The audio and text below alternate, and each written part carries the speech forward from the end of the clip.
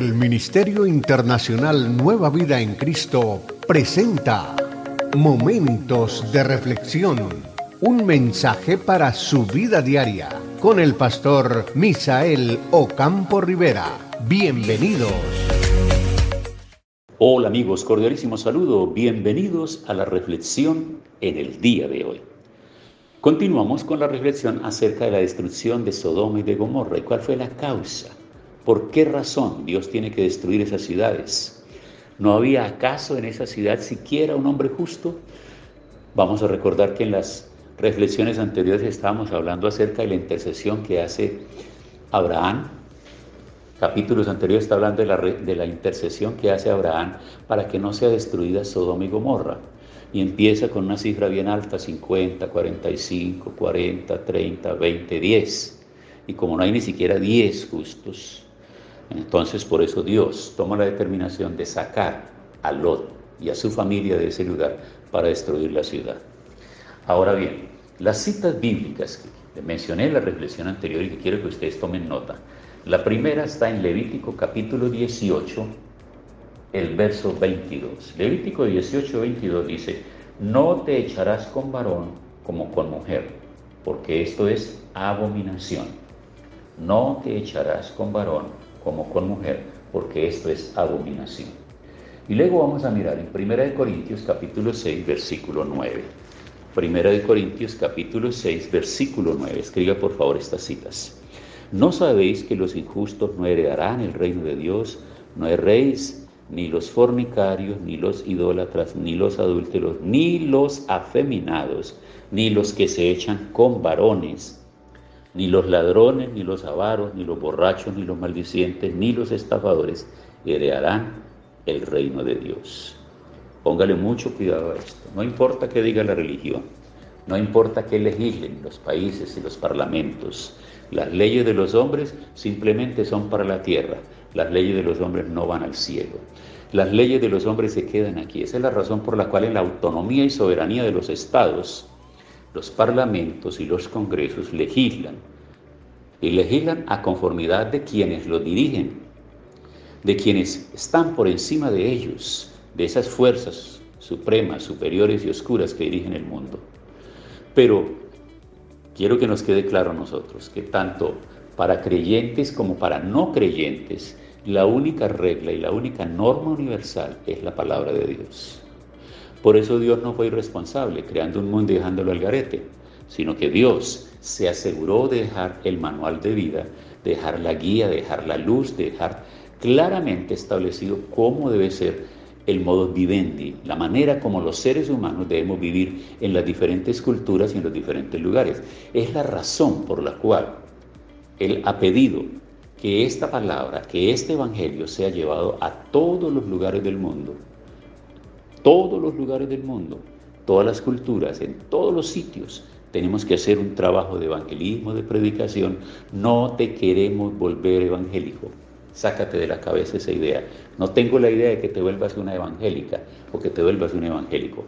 Lo que tengo en mi corazón y mi meta es que tú conozcas la verdad de la palabra de Dios y no te quedes simplemente con las tradiciones de la religión. No te quedes con las tradiciones de la religión, porque la religión en cualquier momento puede condescender con cosas que no son bíblicas. Y si no son bíblicas, entonces no importa qué líder religioso de poder mundial pueda aprobar ciertas cosas, porque aquí no se trata de que ningún hombre sobre la faz de la tierra tenga más poder y más autoridad que Dios mismo y que Cristo, que ofreció su vida en la cruz del Calvario para limpiarnos y perdonarnos de todos nuestros pecados.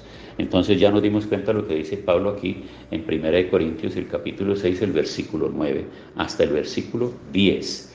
Pero vamos a mirar también en Romanos capítulo 1, el versículo Romanos capítulo 1, desde el verso 18 en adelante. Habla acerca de la culpabilidad del hombre, porque la ira de Dios se revela desde el cielo contra toda impiedad e iniquidad de los hombres que detienen con injusticia la verdad. Porque lo de Dios se conoce, les es manifiesto, pues Dios se lo manifestó. Porque las cosas invisibles de Él, su eterno poder y deidad, se hacen claramente visibles desde la creación del mundo, siendo entendidas por medio de las cosas hechas, de modo que no tienen excusa. Es decir, Tú podrías argumentar y decir, no, pero es que en el tiempo del Génesis, cuando destruyó Dios a Sodoma y Gomorra, es una injusticia, porque ellos no conocían la palabra de Dios. Pero precisamente lo que está diciendo aquí es que las cosas invisibles de Él y el eterno poder y la deidad de Él se hacían manifiestas y visibles en la creación.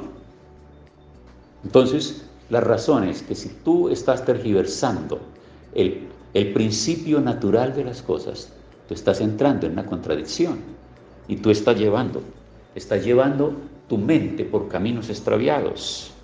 Dice, y de modo que no tienen excusa, pues habiendo conocido a Dios, no le glorificaron como a Dios, ni le dieron gracias, sino que se envanecieron en sus razonamientos, y su necio corazón fue entenebrecido. Fue tanto lo que pensaron, fue tanto lo que analizaron, fue tanto lo que dedujeron y concluyeron, que finalmente tomaron caminos de perdición y de equivocación, pues profesando ser sabios, se hicieron necios y cambiaron la gloria del Dios incorruptible en semejanza de imagen de hombre corruptible, de aves, de cuadrúpedos y de reptiles. Es decir, se hicieron imágenes aquí en la tierra. Tomaron imágenes de animales, colocaron en animales, los magnificaron, los adoraron, los colocaron en lugares de privilegio, levantaron altares e imágenes de seres humanos, cuando la palabra declara que no hay nada de eso, porque por encima está Dios y solo Él, y Él no va a dar ni va a compartir su gloria con nadie. Entonces, ¿qué pasa frente a esto? Por lo cual también Dios los entregó a la inmundicia en las concupiscencias de sus corazones, de modo que deshonraron entre sí sus propios cuerpos, ya que cambiaron la verdad de Dios por la mentira, honrando y dando culto a las criaturas antes que al Creador, el cual es bendito por los siglos. Por esto Dios los entregó a pasiones vergonzosas. Preste atención a esto, por favor.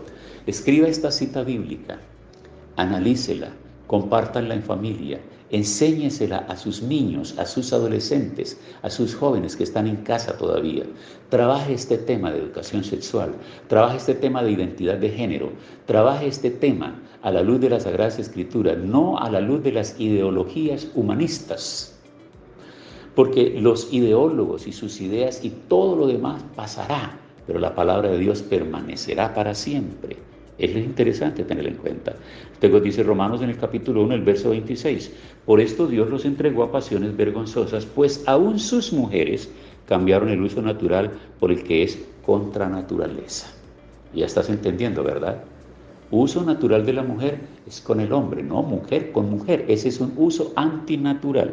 Y de igual manera también los hombres, dejando el uso natural de la mujer, se encendieron en su lascivia unos con otros, cometiendo hechos vergonzosos hombres con hombres y recibiendo asimismo la retribución debida a su extravío. Y como ellos no aprobaron tener en cuenta a Dios, Dios los entregó a una mente reprobada para hacer cosas que no convienen. Entonces ahí está clara esta parte. Esa es la sentencia bíblica, esa es la palabra de Dios. Le estoy leyendo lo que dice la palabra de Dios.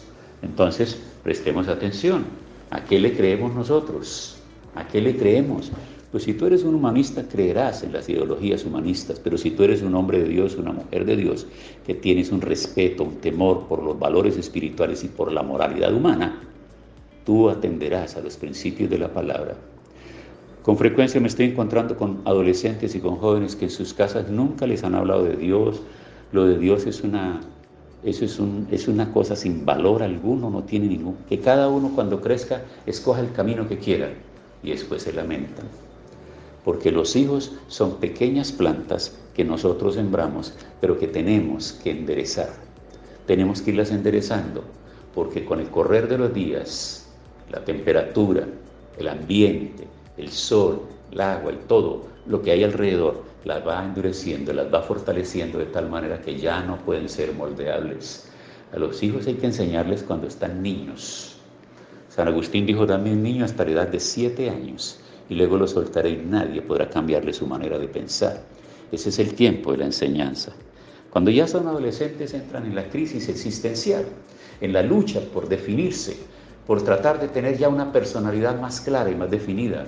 Por eso se ofenden cuando los llaman niños, porque ya no son bebés, tampoco son infantes, ahora son niños, pero unos niños que empiezan a pensar y tienen un doble problema porque ya no son niños pequeños, pero tampoco son jóvenes. Ni son pequeños ni son grandes, están en esa etapa que los padres llaman la etapa de la rebeldía, pero lo que están es tratando de definirse, tratando de tener claridad en su personalidad, en su carácter, y en eso es que les ayudamos nosotros, no solamente con lo que les decimos, sino con la forma de vivir en la casa, con esos principios, esos valores y esas normas que se establecen en el hogar. Aquellos hogares que desde el principio el niño sabe que ese es un hotel, ese es un lugar sin normas, sin valores, sin principios, y por ende de lo que se siembra, eso se cosecha. Así que este capítulo nos está dando a nosotros a entender que estos personajes que llegaron allí, llegaron para salvar a un hombre, porque esas ciudades iban a ser destruidas por su maldad. ¿Y cuál era la maldad que había en esas ciudades? El homosexualismo, el sodomismo. Prestémosle atención a todo esto. Estamos invadidos en el mundo contemporáneo. Está legislado por todos los lados, están pidiendo derechos por todas partes. Pero ¿dónde están los derechos de los heterosexuales? ¿Dónde están? ¿Dónde están los privilegios de ellos? Así que nosotros tenemos que ser pregoneros de un mensaje de esperanza para esta sociedad. Los invito a que oremos en el día de hoy. No censuramos, no criticamos, solamente declaramos la palabra, porque la palabra es la que tiene poder para transformar, para ayudar a las personas cuando entienden sus errores y quieren buscar el camino del Señor y quieren acercarse a Dios. Oremos. Señor, muchas gracias. Queremos adorarte y bendecirte en el día de hoy. Yo ruego que esta reflexión traiga luz a muchas personas en diferentes lugares, a todos los países donde está llegando esta reflexión y mucho más lejos donde pueda llegar, que yo no tengo ni siquiera idea, sea de orientación y el Espíritu Santo tome esta palabra y estas citas bíblicas que he leído y he compartido puedan tocar mentes y corazones para ser transformados. En el nombre de Jesús. Amén.